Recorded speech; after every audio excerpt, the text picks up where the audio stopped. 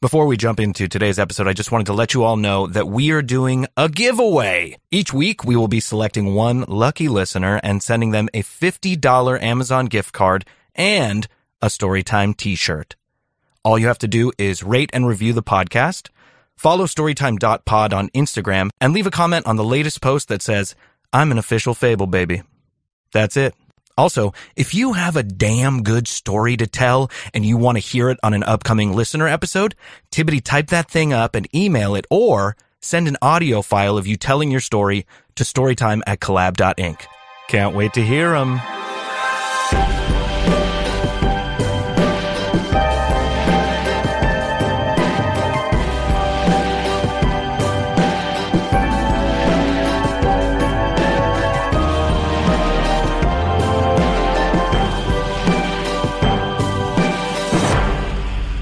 Greetings, ladies and gentlemen, and welcome to the latest installment of Storytime, the podcast where I bring you the best stories from around the internet. Produced by iHeartRadio and Collab. I'm your host, Will Extra Baggage McFadden, and if you're like me, you've got anxious feet and jiggly legs, and you are aching to do some major traveling.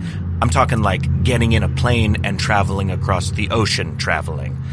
Except you kind of can't because of COVID-19, and you really can't if you're American because the rest of the world put us on timeout because we pooped the pool at the pandemic pool party. Just a little hopeful banter to get everybody feeling great. How'd that work? Wonderful. So I woke up this morning with the itch. The travel itch. Not any other kind of itches that are terrible. And I thought to myself, how do I scratch this? So, I am currently cruising down the freeway in my 2005 PT Cruiser convertible, top up though, gotta keep my hair on point, with Los Angeles fading into my rearview mirror heading out to the desert. I wanted to go somewhere relaxing to unplug, but also somewhere not inhabited by a ton of humans. Safety first, Fable babies. So, I am heading to the National Park Desert Oasis / third best U2 album known as Joshua Tree. Maybe I'll meditate in some hot springs, or do a socially distant sound bath, or, I don't know, try peyote and go rock climbing. All I do know is that these chakras need some serious realigning. I do have one gripe, though, about good old J-Tree. Who is this man Joshua, and why did he name all the trees after himself? I mean, seriously, what an unimaginative narcissist. There's so many good names out there, like Will, or William, or Wilfred, or Wilbur, or Willis, or Wilhelmina for the ladies. Those are all great names. Way better than Joshua. I wonder if there's anyone I can email about this. Maybe start a petition.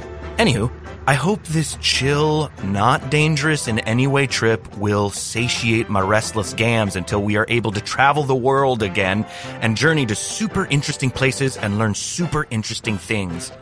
Like, did you guys know that the country of Russia only classified beer as an alcoholic drink in 2011? That's less than a decade ago. Before then, any drink with less than 10% alcohol was considered a foodstuff. Foodstuff. Damn! These Russians go hard. And did you know that Sudan has around 250 pyramid structures? That's 2.5 times more pyramids than Egypt. Yet somehow Egypt gets all the pyramid cred. I mean, that is seriously some great branding. I wonder who does their PR and if we can get them for this show. Well, now seems like an amazing time to remind all of you gems out there to make sure to subscribe to this podcast and follow us on all the socials. The handles are all up in the bio. Help us out by helping us out.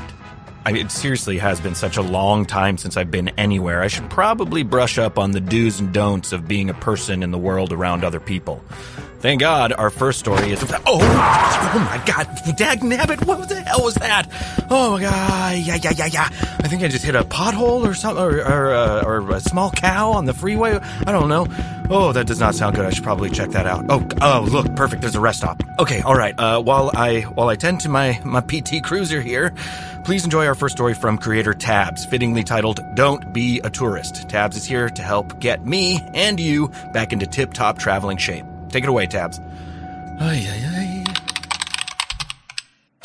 What What comes to mind when you hear the word tourist? If you said you think of some happy-go-lucky fool who's ready to blow all their money for what they think is a once-in-a-lifetime trip, we're on the same page. Good job, gold star for you. So you're in a new place, in a sunshiny type of mood, and you're thinking to yourself, whatever, let's throw some cash around. And slowly but surely, these sleazy con artists take full advantage of you. $20 for a raggedy looking hot dog? No problem. But then all that spending adds up. And by the end of the trip, you're 50 pounds overweight and you're broke. You'd be like, damn, I don't even have enough for the bus ride back home. Pathetic. If you're looking in the mirror right now going like, yeah, that's me. Don't worry, I'm gonna help you buffoons out. Not saying it's bad to splurge every once in a while. By all means, enjoy yourself. But when you're stepping into new territory, you gotta be aware of the locals trying to do you dirty. They'll take all your piggy bank savings just like that. Well, to be honest, I fell for a lot of these schemes in the past, but now I'm here to pass on these street smarts to all you guys. So for those of you who don't live in urban areas, this is what the gist of it is like. It's real out here. People are always hustling, chasing bags. And trust me when I say they'll do whatever it takes to win the rat race. To make it out here, you can't twiddle your fingers and hope it all works out. Nay, you gotta be the chattest of chads and KO everybody who gets in your way to get what you want.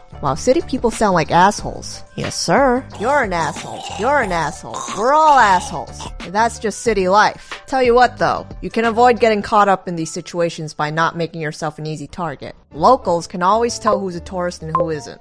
But how? First of all, your clothes. If you're wearing souvenir all over you that says, I love this city, we'll appreciate the gesture. But I'm sorry, that's a dead giveaway right there. Let me tell you, nobody who lives in the area casually wears that stuff. Second, you're wildly looking around at everything like it's your first time here. You got stars in your eyes, you're taking pictures of gum on the street, turning hobos into homies, and making out with pigeons. Meanwhile, everyone else is making their way downtown, walking fast. Faces pass. Okay, I'll stop. And they're just minding their own business because they got places to go to. They're doing their thing. And third is the exact opposite vibe I was talking about. Most people who go to new places are on edge and mad cautious about their surroundings. They walk like snails, look down, and cry when people are rude to them. If you don't want to out yourself, you better act like you own these streets. Chest out, eyes forward, and strut. Faster.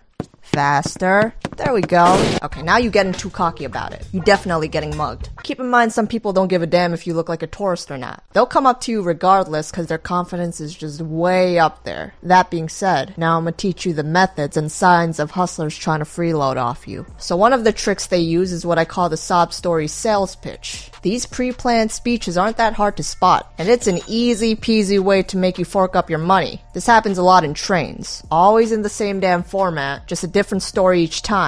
I swear, the atmosphere always tenses up when one of these guys come in. Excuse me, ladies and gentlemen, can I have your attention please? Yes, hello. My name is Jay. I just got out of prison. Right now I got no job, no home, my house burned down. No wait, prison, job, home. Yeah, so my house got robbed. And I used to be addicted to crack. Now I'm off. I'm trying to stay clean. Now I sure would hate if any of you were in my shoes right now. Now honestly, I could have stabbed one of y'all, but hey, I chose to take the high road instead. And I hope you choose to do the same thing. I will appreciate anything. $1, a quarter, dime, even a penny will help. Fucking asshole. Call it cold, but when you sat through the same scenario at least 100 times, you start getting pretty sus about it. You know the drill. Next time you see them, they'll be walking out of the drugstore with booze in their hands. Next up, we got the oopsie guy. So you're walking on the street and somebody clearly and purposely bumps into you. Then they bend down and bounce right back up, showing you a pair of broken glasses. You broke my shit. Sorry ain't gonna do nothing. These glasses were $300. You gonna reimburse me or what? Yeah, I guess that makes sense. Here. Blam! You just got scammed! Okay, come on, let's be real here. These prop glasses at most, cost $5 from some nearby dollar store. You better check out the prescription on those lenses to see if it's legit. Look up the brand, whatever it takes. Save your wallet. There's another alternative scenario where someone bumps right into you while dropping their food. They snap at you with, yo, come on, I need my dinner. My bad, here's a 10. Hey, you just got played. You walk away and turn around to see that they're scooping that halal right back onto the plate. And now they're waiting for the next sucker to come by. You got all kinds of people in this world, huh? Next, we have the Buy My Mixtape. Oh, nah, these guys aren't just a meme. They're out there. You might be walking on the streets when some guy comes up to you saying, hey, yo, what's good? Then they'll ask you if you're from around here. You always gotta respond with yes. Otherwise, they'll try to mess with you more. After that, what they'll do is act like they definitely want something from you. Hey, gorgeous, you looking beautiful today. Here, take a CD. I swear I'm gonna be the next Jay-Z. Yeah, I've heard it a million times. What's your name, baby girl? Erica. Okay, Erica, let me sign it for you. Here. And this is how they guilt trip you. It's yours now. And if you refuse, their friends are gonna come along and corner you. They're gonna keep trying to convince you to take it off their hands. They'll act like it's free at first, but when you actually take it, then they ask you for money. Surprise, surprise. You say no to them, and that's when they start getting hostile. Give them $1 and... $1? Come on, I even signed it. I don't even know who you are. Hey, I'll give you a bargain. How about a 20? These CDs gonna be worth millions later on, trust. Millions my ass. First of all, $20 is straight robbery. And second, I ended up buying one of these a long time ago out of curiosity. Went home to listen to it, and I most definitely did not hear the next Kanye or Jay-Z or whatever. Waste of a perfectly good CD. Maybe it was better off blank. If you gotta bully people to listen to your music, it's probably not that good in the first place. Now let's talk about the dollar store Disney characters. When you're in crowded areas, you're gonna see some cheap old Disney characters that look like they came straight out of Walmart and tailing you at top speed. This is the shits you see in nightmares. They're gonna follow you for about a minute and keep saying, "Oi, let's take a picture," with their nicest tone. The one time I fell for this, I was standing in between a mutated looking Elmo and an Iron Man with a beer belly, and I was stuck waiting for them to take the picture. Hey, aren't you melting in there? It's like 93 degrees out today. Right at the shot, the beer belly Iron Man decided to kiss my cheek. This man is violating. Okay, well, we got bounds here. I was ready to go. I thought all they wanted was a picture, but then they put their hand out and asked for money. I said, nope, I don't have any. Then they got aggressive and went off on me. Walked away and never fell for it since. Pickpocketers and thieves are classic things you need to watch out for, but these criminals have gotten way too smart lately. So here's what happens on the train. As soon as those doors open at a stop, some guy robs you of your belongings and books it. Two other guys come up to you saying, "Don't worry, ma'am, we'll get it back for you." And you feel more secure knowing that he'll be caught, cause 2 versus 1, right? Nope. What you don't know is that these guys are besties with the thief, and they're not running after him, they're running with him. You ain't ever seen their faces again. Lesson here is to get your lazy ass on track team and get your belongings yourself. Here's a general rule for you. When thou art in the city, don't accept anything that people aggressively hand out to you. Period. I've never, not once, seen anything valid being given out on the street for free. So if anyone tries to hand you anything, give them the cold shoulder. Don't be afraid to say no. You may or may not get shot. Fuck the coupon, the picture, the CD, the ticket, or the discount for not smiling enough today. And that's it. You're welcome for the trust issues.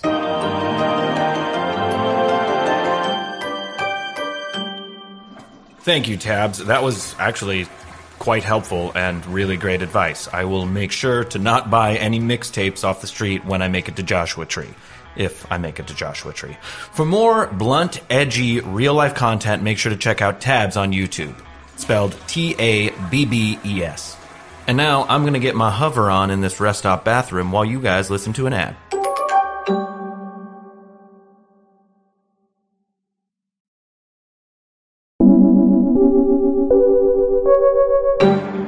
Okay, so a little car update. I have a flat tire, but not to fret.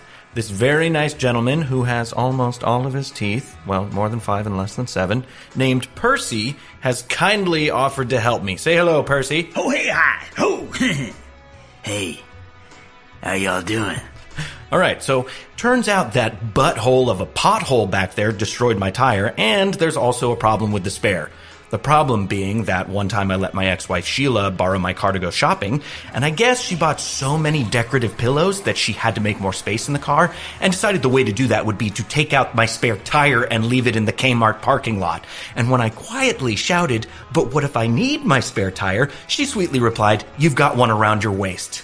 Oh, I'm telling you, that woman was a chupacabra in human form. But I'm not mad. I'm not bitter. I definitely do not have a Sheila voodoo doll dressed in a mini Lululemon outfit with pins stuck through its feet. Nope. No siree, definitely do not have one of those. Hey, that Sheila, yeah? Sheila? She sounds like a real pain in the balls. Percy, don't you dare talk about my little Sheila like that. Huh. You should actually be more mean. You're a funny little podcast, man. I like you. Aw, I like you too, Percy. Also, Percy here has so kindly offered to give me a ride to the mechanic just up the dirt road. What a godsend this guy is. It's also starting to get dark, and who knows what happens when the sun goes down in the desert. Don't mind that smell. That's just, that's just a meat dehydrator I got. Making a little salmon jerky. Oh, that sounds, super yummy. Hey, what do you want to listen to? I've got my Zune on me, so, like, probs 400 songs to choose from. What's your favorite musical, by the way? No, wait, let me guess. You seem like a Starlight Express kind of guy. Mine's Cats, for sure. You ever seen it? I can't say I've had the pleasure of that. Wait, not even the movie? Nope.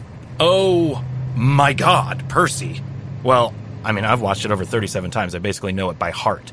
Also, I've heard that there's a cut out there where they digitally added buttholes to all the cats, but that's neither here nor there right now. It is so good. I'm pretty sure it won an Oscar. It opens on a pack of stray cats prowling around an alleyway, and then a car rumbles by and tosses a fancy white cat in a sack named Victoria out the window. And then they all sing a song about jellicles. What's a jellicle? No one knows, and they never explain it. Oh, crap, sorry, my little fable babies. I almost forgot about you in our next story. This next story comes to us from Reddit, and it's definitely an experience I'd like to never experience, if that makes sense. Sorry, where was I? So, this song, so beautiful. It starts with, "Are you blind when you're born? Can you see in the dark? Dare you look at a king? Would you sit on his throne?" But they're cats. I was studying abroad in Thailand, right? And I went with a friend of mine to this island called Koh Samui for the weekend. And we check into our dinky little hotel room, and we rent a couple of motorbikes, naturally, right? So we start cruising around the island, quickly getting lost on the back roads. It was fun. We were having a good time. It's not a big deal. We find this cool little tiki bar, and we start drinking the night away. You know, everything's so cheap there. So we're just throwing them back, and we're just like, well, yeah, we'll figure it out. We'll get home eventually, somehow. You fast forward to about midnight, and we've drank enough that, motorbiking back to wherever the hell we came from. That seems like a good idea, right? So, I mean, come on, it's an island, right? Who gets lost on an island? So, we set back in the general direction of the hotel, and after about an hour of zigzagging around dirt roads, wasted, we passed something that smells like it smells like shit. It smells terrible. So I turn back over my shoulder and make this sour face at my friend, like, meow. And boom, in a flash, I fly off the side of the road and smash the motorbike off an embankment and into what I assume is like a swamp, basically, of the town's sewage. Yeah, I fell into a shit pool, a shit puddle, a shit lake. By the time I realize what happened, I'm like fully submerged, trying to account for my body parts, let alone wipe my face and mouth clear of this revolting shit. I mean, I scramble out, scratched, bruised, totally shamed, embarrassed, feeling like a fucking idiot. But I'm all in one piece, right? So the motorbike is half stuck. It's like submerged, right? We yank the thing out, and somehow we get it running again. And we limp back, and eventually we find our hotel. It is a fucking miracle. So we get there, it must have been like 3 a.m. or something like that. I stink of shit, and I just had, a plethora of scratches, bruises all over my body that had been marinating in this shit for like over an hour. So I sprint to the hotel room, I shower like my life depends on it, just like scrubbing like a fucking OCD maniac. And after a few minutes of cleaning, scrubbing myself, I come out of the bathroom. There's no friend in sight. So I go to my suitcase to get dressed, look for him. But my suitcase it's like practically empty. There's a few t-shirts, some underwear. It's weird. Totally strange. I look for my backpack. Shit, my backpack's nowhere in sight. My friend's backpack's not there either. I mean, clearly we were robbed. So I'm like, fuck. Frantically, I throw on a shirt and in my underwear, and I run outside to find my friend. He's banging on the door of the lobby, already aware that our stuff is missing. I'm feeling drunk, hungover, totally violated, and multiple ways. So I sprint over and I join him. I start banging, throwing rocks at the window until hopefully somebody will respond and help us report this crime.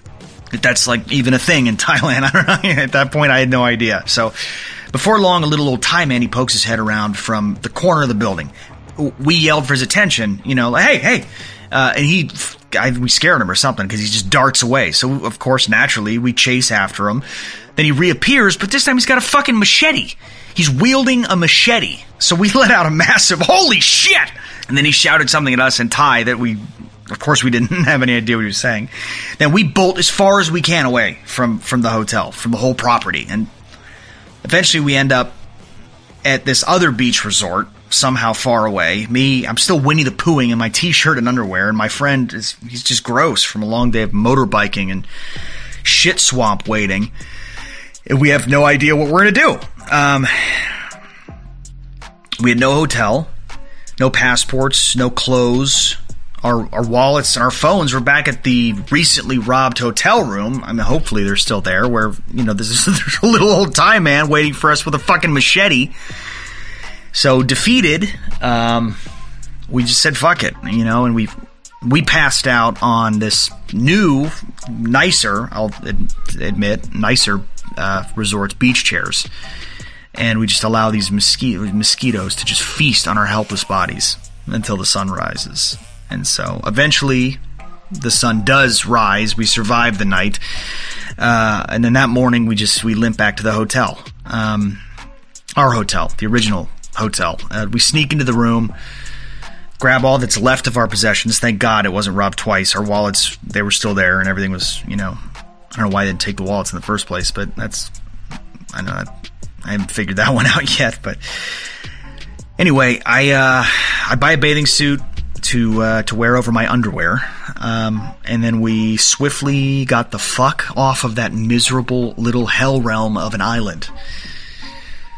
So, yeah, that was my Koh Samui experience.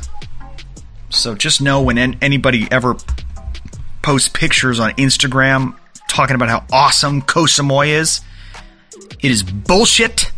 They are lying to you. That's my story, and I'm sticking to it.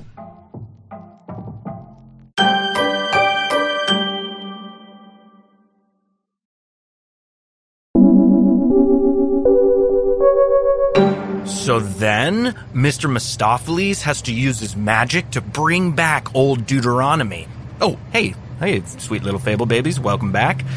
Seriously, was that story not a nightmare wrapped inside of another nightmare wrapped inside of an old moldy fruitcake? A machete? Come on, good lord. Okay, if you could just give me 1 second, I'll be right back. I can't leave Percy hanging right now. Where was I? Oh, yeah. So all of the cats sing a song to Mr. Mistopheles to make him feel magical again. And they're like, oh, well, I never was there ever a cat so clever as magical Mr. Mistopheles. Bum, ba-da-dum. And then they repeat it like 75 times. It's amazing. Shut up! I cannot take it anymore! Listen, I was gonna kidnap you and lock you in my basement and make you play Settlers of Catan with me because my wife refuses to play with me because there's just something about that game that turns me into a little bit of an angry baby, but holy fuck! It is not worth it. Oh God, not worth it. Wait, but don't you want to know who wins the Jellicle Ball? Out! Get Stop out! pushing me. Don't you want to know who wins the Jellicle Ball? Just get out! Get out of my truck! But it's dark and deserty. Take my flashlight. Oh, and here's some salmon jerky for the road. Now get the fuck out of my truck! It was Grisabella! Grisabella wins the Jellicle Ball. Oh, wow. What a nutsack. I mean, that was a complete overreaction. He just threw me out of his truck. I guess Percy's more of a dog person. Oh, God, where am I? I don't have any service. My phone's almost dead. Luckily, I have my entire podcast recording set up, but I don't know how that's going to help me get back to civilization. Thankfully, our last story is a super sweet story from creator couple Matt and Abby that'll leave you saying, "Aw," and not, "Get out of my car. I hate animals. I have no soul. My wife won't play games with me." Wham, wham.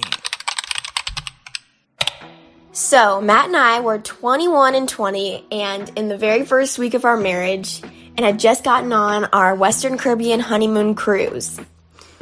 I think it was the first full day on the cruise, and we were sitting at dinner. We just had a really good meal, had a little champagne, and we were looking at the cruise's itinerary for the night, and on the itinerary it said the Newlywed Game Show, and I said to you, Matt, I was like, oh my gosh, we're newlyweds, we should totally do this sounds so fun. And immediately I was like, absolutely, we got to do that. That could be a great bonding activity. And I said, hey, let's start practicing for the game show. So what's your favorite color? Okay, it's yellow. Okay, got that down. Like, what's your mom's middle name? Oh, sweet. Okay, we got that. And we started practicing these questions, literally having no idea what we were getting ourselves into. Yeah, since we're 21 and 20, we had never seen the Newlywed Game Show before, so we thought it was just going to be a simple asking her, how well do you know your spouse, type of deal. But when we got there, the ballroom was, filled with people. And, there wasn't enough seats for everybody, and there was balcony seating. I would say there was at least 700 people there. It was packed out. So then the game show host, wasn't his name Paquito? His name was Paquito. He was hilarious. He was from the Philippines. And he said, okay, so our first couple is going to be the couple that's been married the longest. And then this couple had been married for 50 years? Something like that. Got picked out of the audience, and everyone was, oh, yay, there's this couple that's been married for 50 years. And then they said, we need the couple that's been married the least. And so immediately we raised our hands wanting to participate. We've been married 7 days, so we're surely we've been the least. Yeah, because we waited a week to go on our honeymoon. But there was a couple there that had literally just gotten married the day before. Yeah. So they got in. But they were just as old as the first couple, so they were. It must have been second or third marriages. But yeah, so then we're like, shoot, well, how many couples are they going to have? He's like, we need one more couple. So we were so excited. We're like, sweet, this is going to be so fun. And, okay, so the setup of the game show, I should probably explain that. Yeah. So, they take one spouse and take them away from their other spouse, and they go somewhere else. So they can't hear what's happening on stage. You have no idea what's going on. And then they ask the one partner from each couple a question, and we had no idea. Like Matt said, these questions were so raunchy. Questions I would not probably tell my best friend. I wouldn't tell my mother. I would not tell anybody. In front of a crowd of 700 people. 700 people. And the way they have it set up is that your spouse is away, so then you could set yourself up for some serious embarrassment if they answer it differently. So Matt was out on stage first, and I had no idea what they were asking him. I still didn't know at this point, the level of intensity these questions were. And so, I'm back in the back room, and I'm, talking with...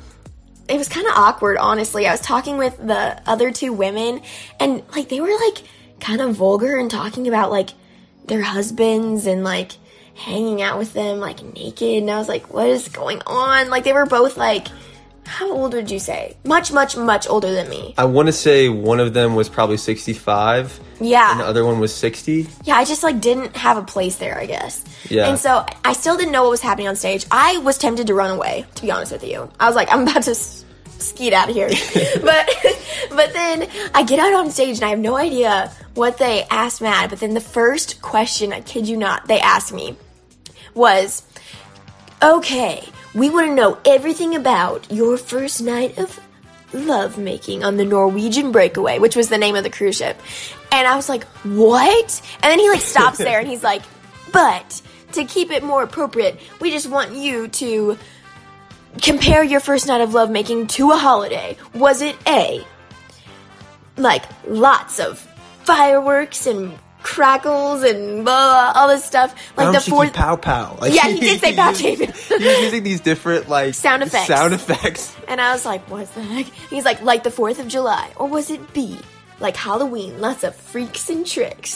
Was it C, Thanksgiving, sleeping with a turkey? or D, was it Memorial Day, honoring the dead? And I was like, what in the world? And so the old couple, they ask, and the guy and the wife answers Memorial Day, and people are dying. And then for the next couple, which is the newlywed, but they're 60 years old. They're kind of creepy, honestly. they were very happy to be in love, but they were just a different couple. Awkward. And they answered fireworks, and it gets to Abby, and she's like, "What in the world? Like, why am I telling people this right now? What's happening?" And I was like, fireworks? And at first I was like, did I get it right? Because, like, that's really awkward, right? Yeah. If I don't answer the same way Matt does, like, that's so awkward. And Yeah. Thankfully, I got that one right. And so I think that was, like, probably one of the worst questions that they asked you. You also asked, like, if you could get rid of one of your in-laws' family members. And I was like, oh, my gosh. It was just getting bad. And so then... I think the question that just topped it off, it was like... I was like, how the heck did we end up here? Was when they're asking me, they're like, okay, you need to tell us now, where are the craziest places that you've made love? And I'm like kiss? Like, you know? Like, and we waited like, till marriage. So we had been married for 7 days, if that gives you any context for yeah, our range of answers. And he's like, no, like, was it in a canoe? Like, come on, you know what I'm talking about. And I'm like, what? And so I just was like, yeah, I mean, like, you know, the bedroom, you know, and it was just so awkward. I wanted to leave so bad. And then Abby comes out. Yeah. And of course, he did something that I was not expecting at all. So, like, he said, what's the craziest place you've made love? And I'm like, oh, shoot. Like, how did Matt answer this? Like, I don't know what's going on. And so then I say, like, I kind of act confused because I was confused. And I was like, the bedroom? And he's like, nope, that wasn't the answer. And so I'm like, oh, shoot. So now I, like, extend my range. Because I'm like, okay, maybe places that we've, like, made out, like, when we were dating or, like, all these things. So I'm like, I think I said... You started going, went off the wall. You were like, yeah, let me just give you a full list. Matt, you were actually wrong. You should have said the bathroom. I should have said the bathroom. You're right. I didn't even think about that. So I said the bathroom. I said, like, you my said, parents' house. You go, my mom's house. And I'm like, what? Which actually was true, but I just didn't think about it. And so you set me up for failure there. I kind of did, but I didn't know what to do when he asked me that question. It's like, I'm not going to be like, yeah, the bathroom in her mom's house. Like, that's just not... No, I was thinking of the bathroom on the cruise. Yeah, well, the bathroom on the cruise and your mom's house. I wasn't going to say that. There's 700 people watching. So, well, apparently I was okay with everyone knowing that. So I was just like, I gave probably about 4 different answers to this question. Each time, everyone's going crazier and crazier because, like, they already know that I basically answered the question. And now I'm just giving them more and more juicy details about our life. And so it just got super, super, super embarrassing. So we, like, basically, once the show was over, first of all, we lost. I have a funny part. So to that exact question, that what's the juiciest place, like, where's the craziest place you love? The couple that had been married for 2 days. Oh my gosh. No. I have to tell them this. The couple that had been married for 2 days, literally, the guy gave some crazy answer, which I wasn't obviously out there for. It was a wild... I can't even think of what it was. It was so wild. His wife was, like, answering, and she's like, I can't think of any... Like, she answered, and it was wrong, and she's like, I can't think of anything else. And it's just silent. And everyone's, like, wondering what's happening. And we're looking at this guy, like, where did he get this wild answer from? Because she seemed to have no idea. And they bring the microphone over, and he goes, yeah, it wasn't with you. And we're like, what? We're like, what the heck? Like, I thought that was assumed. And everyone's dying. So they got embarrassed big time. We got embarrassed for sure. Like, everyone, it was just a disaster. I think theirs was worse. Did you remember that we saw them on the plane on the way home? Oh, we did. And we're like, oh my gosh. But here's what even this is the icing on the cake. No, right no, here. no, let me say this. Okay. So we basically run away. We got like a complimentary mug, so yeah, that's all we got for that. It is a nice mug. I will give them that. It's a very nice mug. But we run away and we like hide somewhere for the rest of the night, basically. And we get up the next morning and we have like the nicest server that we knew. His name was John. And John was like, hey, I saw you guys yesterday on the Newlywed Game Show. And we're like, oh, you were there? And he's like, no, I wasn't able to make it. I had to work. I was working on the dinner shift. He's like, but I just came home and turned on my cabin TV and saw you. And we're like, what? We're like, cabin TV? There's a TV in our cabin? Well, we knew there wasn't TV in our cabin. Okay, I guess we did know that. But we then turn on our cabin TV. No, so he's like, yeah. It's streaming 24/7 on all the TVs in the entire cruise ship. And we're like, what? So we like finish our breakfast really fast and go back to our cabin. And sure enough, there's not that much content because, like, I mean, they can only put out what they make on those cruise ships. And it's just us embarrassing ourselves over and over and over again all day. Just on repeat, all day long, 24/7, the whole entire cruise. I mean, so by the end of this thing, literally everyone on the cruise ship knows who we are. Oh yeah. And they were like, people would just say, like, probably I think we got this comment probably every day of the cruise, like, was it fireworks last night? Was it fireworks again? Was it Memorial Day? And it's just like, oh my god. Like, people that should know nothing about us know far more than like our most close friends and family about us. Like, I was like, what is going on? And so like people kept saying like, oh my gosh, I saw you on the Newlywed Game Show. Like, even little kids, I was like, what is going on? This is not what I want to be known for on this cruise ship. Which honestly, looking back, I'm so glad we did it. It's a great memory. It was fun. While it was super uncomfy at times, it was worth it. It was worth it, and it was a fun way to remember our cruise by. Yeah, like, if anything I took away from that experience was just to say yes more. You don't need to know all the details. Just say yes, because like, we have an awesome memory now, and it was hilarious while it was super embarrassing. It was so fun to like be on stage and just honestly just have people laugh about us and just not take life so seriously. Yeah. So we honestly made a scene everywhere on our honeymoon cruise. Like, you sang karaoke to me so many times. Yeah. And like, we were dancing like maniacs. Oh my gosh. At the club. We lived it up. We had a good time on that cruise. But that is our honeymoon story. We hope you guys enjoyed it, and it was definitely one to remember.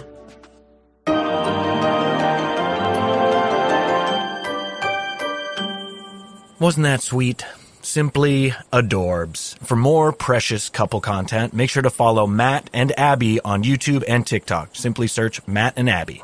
You guys, I'm gonna be totally honest with you here. I'm kind of freaking out. I really don't know what to do. I'm stranded out in the middle of the desert. I'm exhausted. I've been walking for a full 8 minutes. The sun is totally down. It's like pitch black out here. I mean, my cell phone's completely dead. Should I make a shelter out of my cargo pants or something? I don't know what to do. What was that? You guys, there's a pair of glowing eyes looking right at... Oh, guys, it's a little baby raccoon. Hi, little guy. Look how cute you are. Oh, what's that behind you? Oh, my God. There's another one. Is that your brother? Your big brother? Your very big brother? Okay, there's a lot of you guys around. I'm kind of fully surrounded here. Great. I'm counting maybe 2, 3, 4, 40. Wow. You guys got a big family. What are you, Catholic? Okay. All right. Everybody just stop advancing. If you would all just please stop advancing, that would... Oh, hey, don't you... Hey, give me that back. Give me back my flashlight. Okay, one of them just stole my flashlight. Okay, oh God, they're closing in. Oh God, hey, boo, bah, get back. Shoo, stop it. Stop. Hey, no, let go of that. You let go of my microphone. Stop it. Stop. How are you so strong with your weird hands? Let go. Let me go. Thank you all so much for listening to the Storytime podcast. Major shout out to all of our storytellers, Tabs, Matt and Abby, and the Reddit user CMDR-Keen. No, stop it. Let me go.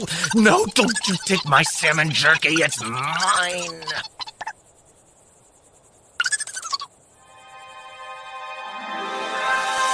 Do you have a travel dream or nightmare story?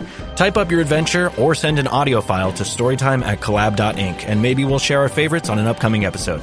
If you enjoyed this episode, please take a moment and give us a 5-star rating and leave a review. It really helps us out a lot. Storytime is a production of iHeartRadio and Collab. Executive producers, Eric Jacks, Song Kang, and Will McFadden. Hosted by Will McFadden. Produced by Jessica Eccles, Jason Shapiro, Jenny Ulmer, and Daniela Mora. Written by Jenny Ulmer. Sound design by Tony Maddox. Voice acting by Bob Turton. Original score by Scott Simons. Cover art by John Kusagaya, and animation by Bella Bouchon.